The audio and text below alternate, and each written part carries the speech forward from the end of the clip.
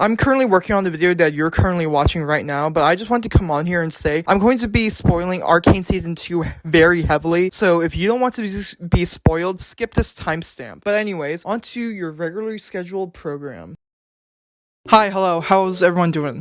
Alright, so about 3 months ago, I made a video called a 101 Introduction to My Music Taste, and I basically went through a very rough list of like the artists I listened to and stuff like that. So in a couple of weeks from now, I believe Spotify is gonna stop counting the songs you listen to, so I decided to make this video before the Spotify Wrap comes out for this year. Alright, let's get straight into it. So I mentioned Gracie Abrams in my first video, but I decided to mention Gracie Abrams again, specifically because she decided to release the Secret of Us Deluxe Edition. And I have two songs that I'm getting really into, which are That's So True. So this song is, I think it belongs to a trend on like Instagram and TikTok where people basically just show like, oh, like their young adult life and like their struggles or whatever. I don't really care about that trend. I think it's pretty cool, but this song is quite literally one of my favorite songs from that came out of the deluxe album. Like I mentioned, I listened to Close to You, but I believe that That's So True just completely blows Close to You out of the water. Like it doesn't even come close. It's so good.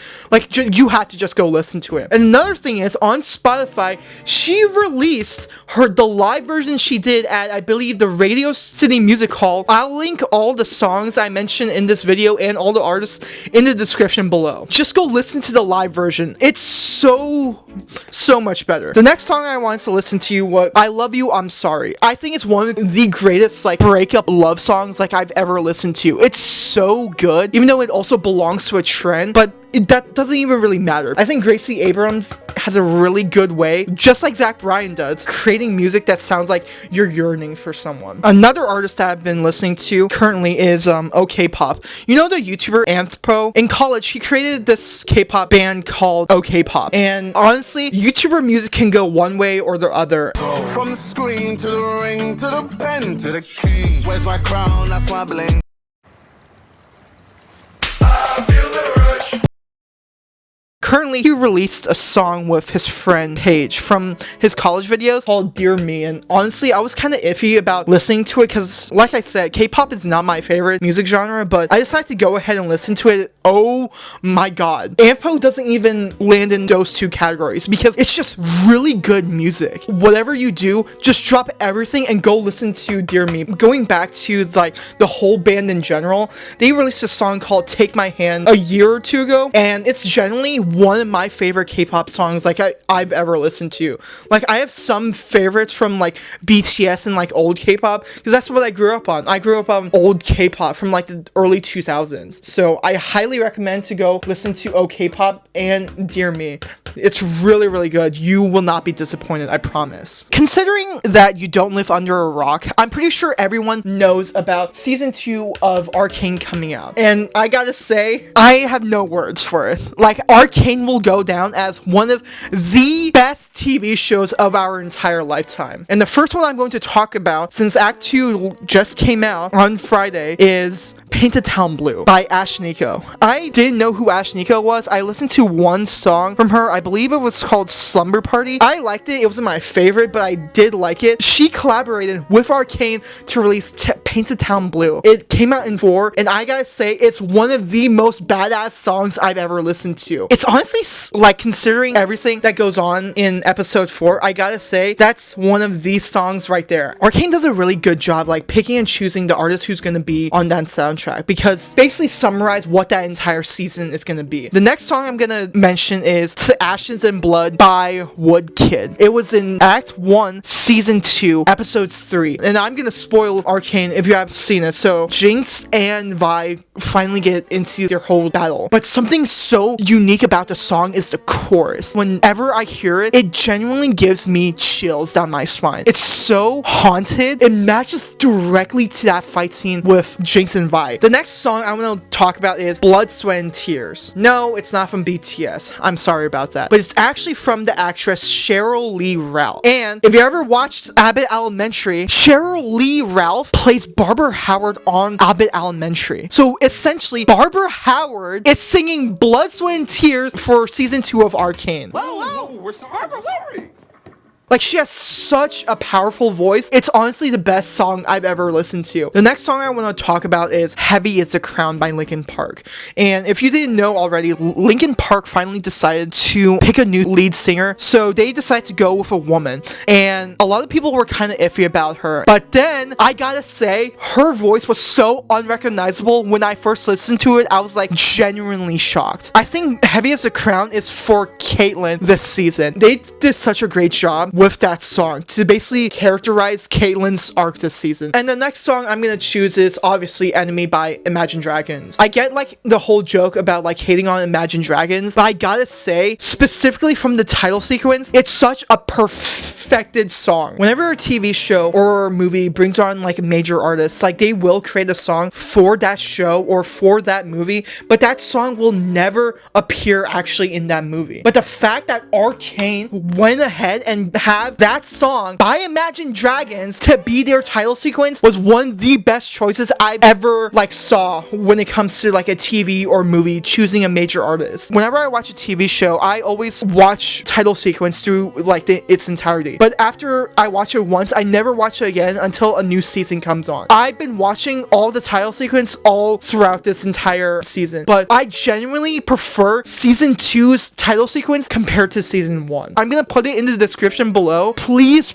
whatever you do, just go watch that. You will not be disappointed whatsoever. And the last two songs I'm gonna pick from Arcane this season is from the TV score of Arcane. Obviously, we gotta talk about the kiss between Kate and Vi this season because it finally happens in Act 1 of Episode 3. That score for the kiss is such a peaceful song. It's so peaceful and it's a very, very romantic song. The next song I want to talk about is Isha's song because Jace decides to officially blow a hole through Victor and like officially like end him, quote unquote. And all the people that Victor has healed basically start perishing left and right. I think his name is Scorched, but the guy mentions that if Victor dies, everyone that Victor ever heals also dies. Warwick was healed also by Victor, and like there's lava flowing out of him, and like he is also again going to die for the second time. So Isha dies, unfortunately. I believe she does. She sacrifices herself to kill off Warwick, who we also learn is Vander, to give both Vi and Caitlyn and Jinx the time to escape. But something about this is that this song is not in English. It's in Chinese. Isha has been a mute character this whole season. It makes perfect sense why they chose that song. That song's so powerful, but also so emotional. So honestly, they did such a phenomenal job choosing a song where we don't even understand it. Just go listen to The Kiss and Isha's song. Like, those songs are so powerful this season. I was genuinely shocked by it when I listened to it. Alright, moving on. The next artist I've been listening to currently is Tyler, the Creator. He released Chromacopia, his brand new album, back in October, but I finally listened to it, and honestly, I gotta say, I genuinely don't understand where this hate for Chromacopia is coming from. Besides 3 songs off of Chromacopia, everything else has been banger after banger after banger. And I'm just gonna talk about a couple bangers that I really wanted to mention off of Chromacopia. The first one I gotta say is Take Your Mask Off with Daniel Kaiser or Caesar and Latoya Williams. And I gotta say, one word I could characterize Chromacopia is jazz. He has been heavily leaning into the whole jazz sound. Gotta say, it definitely has been paying off. It's such a great song. Really, really good. The next song I want to talk about is, I think it's his second single, I Thought I Was Dead, with Schoolboy Q and Santa Gold. And also, if you have the vinyl for Chromacopia, it also has Playboi Carti. I've been loving all the TikToks of people dancing to it from that one teaser of him releasing Thought I Was Dead. Very lyrical. Very, very great also. The next song I want to talk about him is Like Him by Lola Young. And I gotta say, the reason why I chose this is because of that one TikTok I saw comparing himself to his dad. He is his father's child. He's like basically an older version of Tyler, the Creator. Like that will be him when he grows older. And the last song I want to talk about off of Chromacopia was Sticky with Glorilla, Sexy Red, and Lil Wayne. I gotta say, I fucking love Sexy Red. She's such a great rapper. I love her. Tyler, the Creator did such a great job choosing Glorilla and fucking Sexy Red to bring out that song. If Tyler, the Creator was not on that song, I would have told you that Sticky was by Sexy Red. Like, that's such a Sexy Red song. Chef's kiss. Chef's kiss. I honestly gotta mention Chappell Roan's performance on SNL. She's decided to release a country song called called The Giver. When I watched that performance, I gotta say, I was blown away. Like, she is from the Midwest. She is the Midwest princess, and I gotta say, if she decides to go full country, I would support her 100% of the way. The next artist I want to talk about is Sabrina Carpenter. Back in the summer, she released Espresso. I really liked Espresso. I think it was a pretty good song, but then she decided to release her Short and Sweet album. Off the Short and Sweet album came Taste. I didn't like Taste when it originally came out. I thought it was kind of okay, but I really liked the music video that she did with Jenna Ortega. I decided to basically force myself to listen to Taste over and over again, and that's where I slowly grew into really liking Taste by Sabrina Carpenter. Now that I think about it, I think Taste is a better song than Espresso was, and I feel like she should have released Taste first and then Espresso. The second to last artist I want to talk about that I'm currently listening to is Steve Lacy. You know the guy who sung Bad Habits? Yeah, that's this guy. But I gotta say, besides him being considered a TikTok artist, I gotta say Dark Red and Static has been one of my favorite bangers from Steve Lacy. Like, he makes really, really great R&B, like very chill R&B music. Props to Steve Lacy for him, like, outgrowing that TikTok artist label and like dropping actual bangers. If I had to choose between Bad Habits and Static, I would choose Static. The last artist I want to talk about is Biba Doobie. I've always wanted to listen to Biba Doobie, but I never had an opening, just like Gracie Abrams. I just couldn't find a song that I liked from Biba Doobie until I decided to listen to Talk. And the reason why I started to listen to Talk is because of the fucking arcane edits that I've been watching. All I've been doing this entire time since Act 1 of Season 2 came out, and I'm so unbelievably ashamed from it, but like, I've been finding some actual bangers off of like the arcane edit.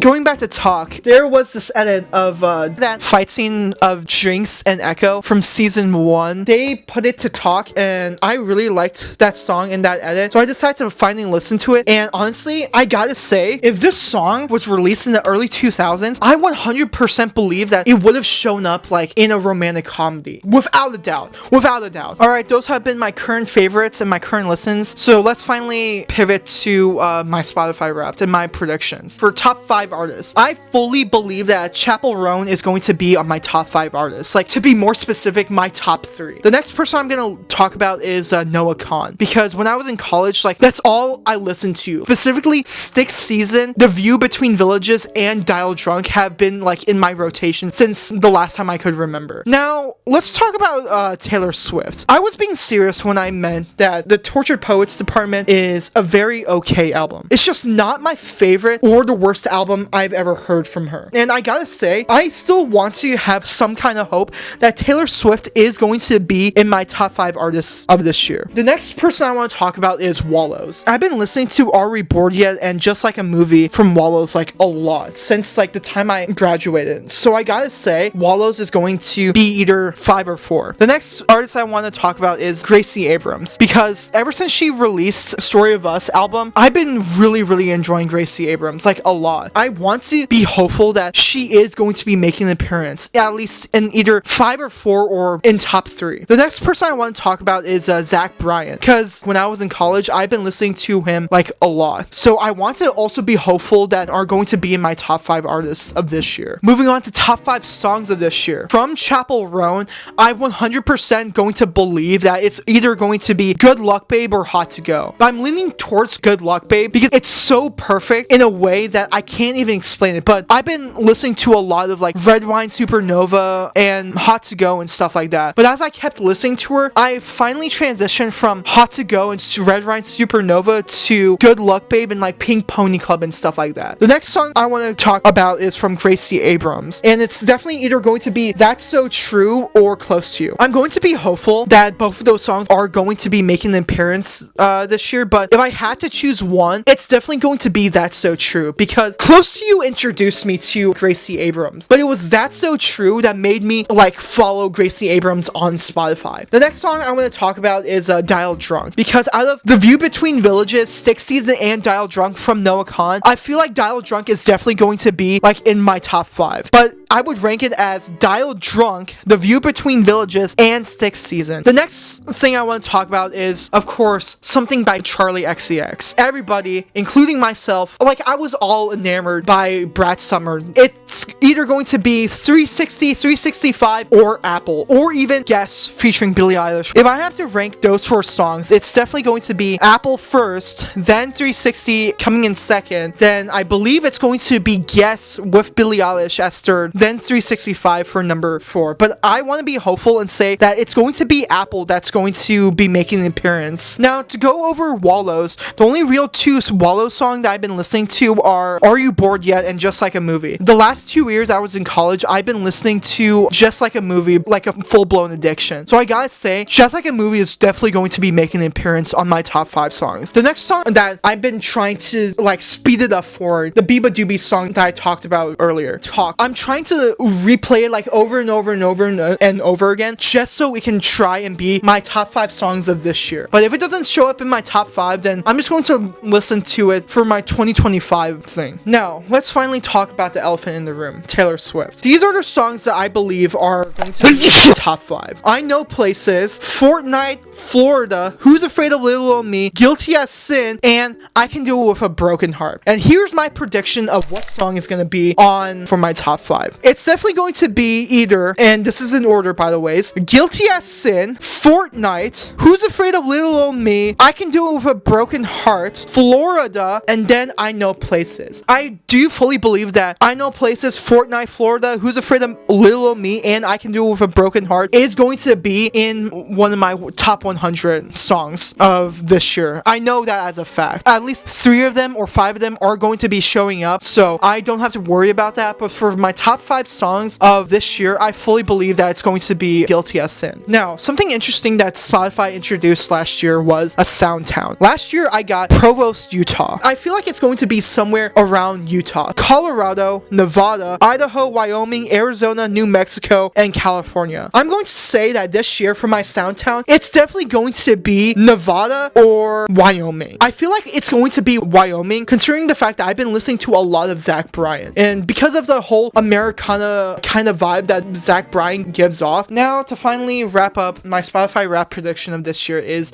my genre. Ever since Spotify decided to do its rap, my number 1 genre has always been pop. I'm a basic bitch pop girly, so I fully believe that it's going to be some kind of pop. The second genre I think it's going to be is hopefully some kind of indies. Indie pop, indie rock, indie rap, alternative, something whatever. The next one is going to be obviously rap, and it's obviously going to be because of like Chromacopia and like Steve Lacy. The next one that 100% I believe is going to be country. 100%. I'm from Virginia. Like, last one I hopefully believe is going to be either TV or film scores. I really love film and TV scores, specifically things from like Arcane is such a great perpetrator of TV scores that I really like. But yeah, hey, hope you liked the video. So just a couple of announcements. So the Wednesday that you are currently watching, 11-20, that Friday it's going to be my birthday. I'm going to be turning 23. So yeah, no video on my birthday, sorry. And also, Thanksgiving is coming up, so this is going to be the last video that you will see in November. So I just wanted to say that, and I don't believe I'm going to be making any kind of video in December. So I just wanted to say that I'm just gonna go on a small break for after this video comes out. But in December, I'm just going to be making and stockpiling videos. So by the time that January comes along, I'm just going to be releasing all that. But yeah, I just wanted to make those announcements. Again, I just wanted to say thank you so much for 500 views and for the 8 subscribers. Thank you, Mom, for creating 8 different accounts. I wouldn't have done it without you. No, but really, I will see you in January.